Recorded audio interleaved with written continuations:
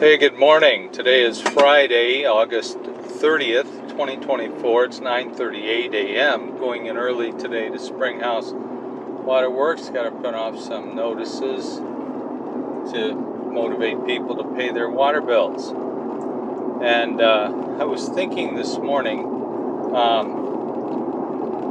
just doing some reflection now. I'm not getting into my flow trigger activities like I want to, but I think I'm at a little bit of a reorganization or organization point. This weekend I'll be cleaning house and getting things set up because I think I have a little bit more of a plan with some of these things that I've been writing, quote unquote, or journaling, that turn out to be pretty good little articles.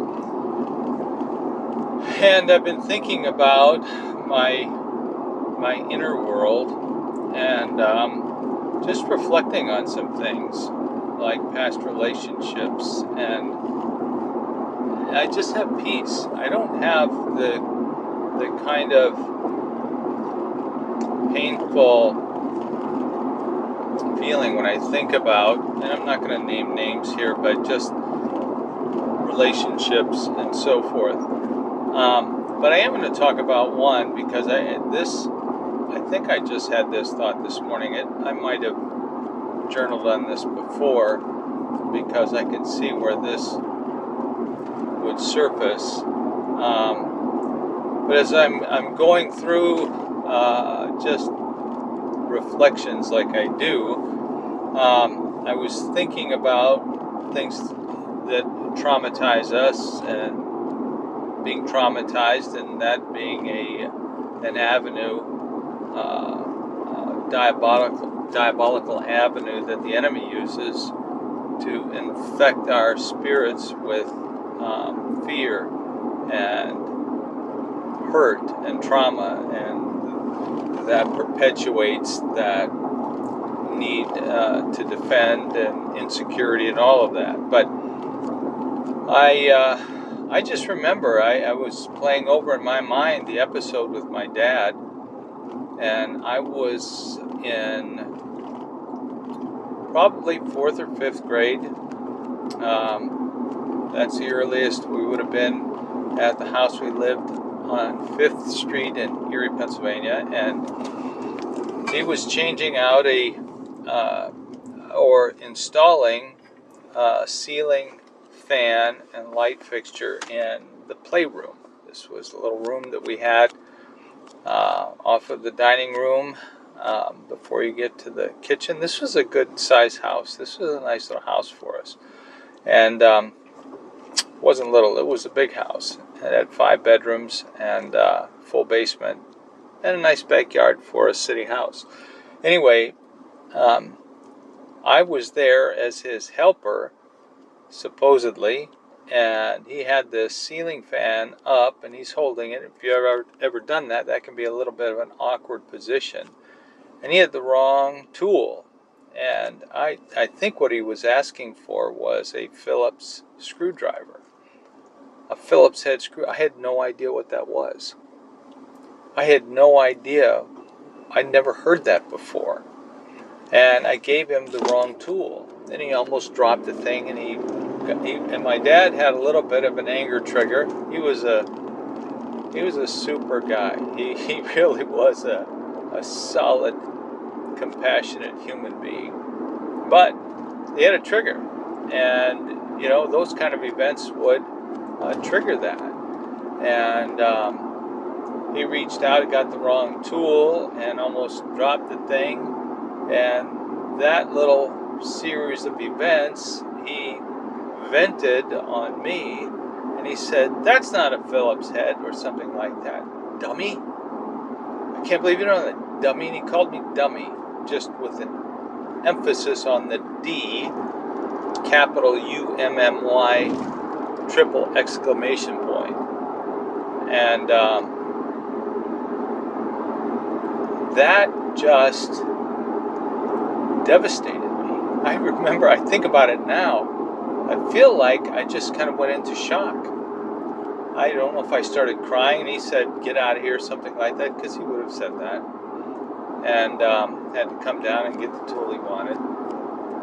I remember going into the living room. We had a little alcove area under the stairwell. There was a little bookcase, white, kind of old-fashioned little bookcase there. And I went and I sat there, and I can remember feeling, I see that picture, the window that was there, the bookcase, and the little closet under the stairwell there. And I remember thinking, I'm a dummy. I'm a dummy. I'm a dummy.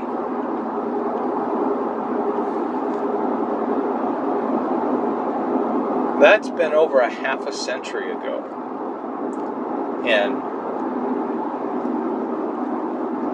space-time terms. Half a century ago.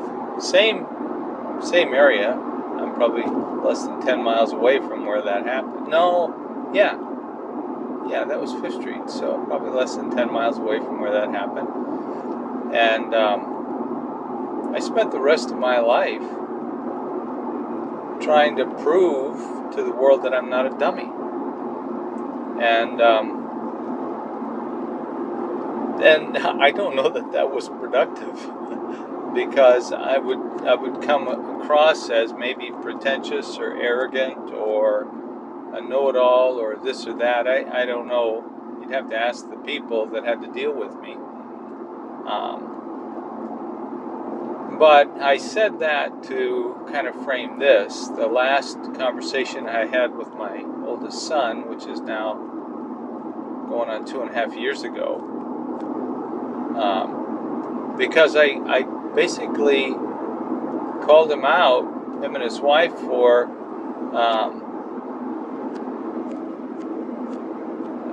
I don't know, my ex-wife came over there, and she was the one that was arrested for domestic battery.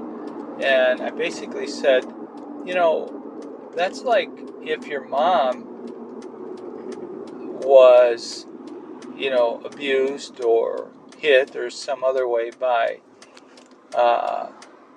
her husband, and then you invited him over and pretended it was her fault somehow, because that's what happened. Well, that my son has my dad's trigger, and he was angry, and he called me an effing idiot.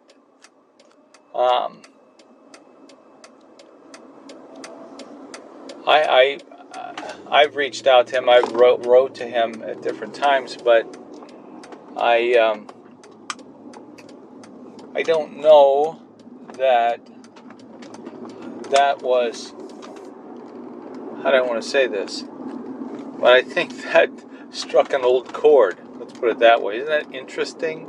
How the enemy has this way. We say enemy, call it life, call it serendipity, whatever you want to call it. I don't think that's a coincidence necessarily. And the thing is, I wasn't a dummy. I just was ignorant. I didn't know what a Phillips head screwdriver was. And I wasn't an effing idiot for quitting my job. I needed to.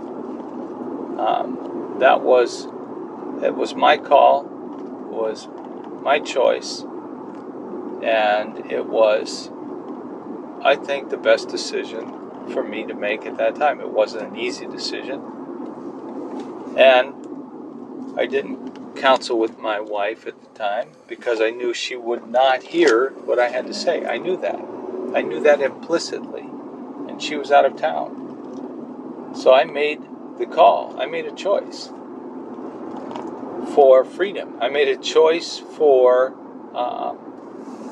not just freedom, but there's a lot more to that. I'm not going to go into that here. But I made a choice, and I don't regret that choice. I would make that choice again, especially with what I know now. So, I'm not an effing idiot. I'm not a saintly genius either. I'm human. We're ignorant of the things we're ignorant of. We don't know what we don't know, right? So we have to be able to deal with that and understand that. But at the same time, I'm not going to beat myself up over that. And that's not my to-do. So that's all I want to say about that. I'm here at my destination, and I just want to conclude by saying that I've got peace about that. I don't have any anger, angst, or animosity toward my son. I pray for him, and I want to be reconciled with him. And there's consequences to this because I haven't been able to see my grandkids. And, it's not like I'm getting younger every year. But I know that in the big picture, God has... I love God, and He's caring for me. So I'm going to have peace with that.